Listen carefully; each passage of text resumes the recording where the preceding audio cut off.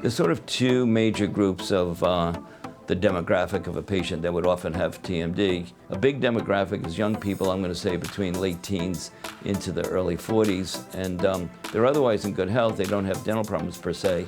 But what happens is, in time, because the bite is what we would call collapsed, their teeth are short, they bite together so that the jaw joint over-rotates, and that will manifest sometimes into grinding, clenching. Now, they would have the kind of bite that would predispose them to a jaw joint or a temporomandibular joint dysfunction, but then we add in something that triggers the pain. So for instance, somebody would be under a lot of stress, they would do a lot of grinding and clenching, they may have had some orthodontics.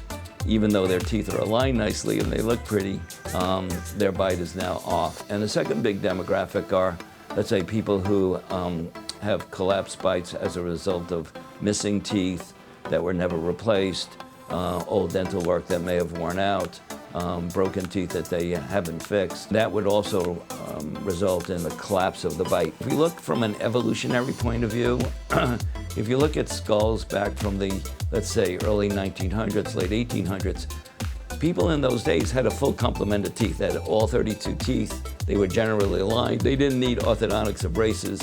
And if you look at, let's say the movie stars of years ago, like Clark Gable, they had very square jaws, very thick, what we call supraorbital ridges, the eyebrow area, very square jaws.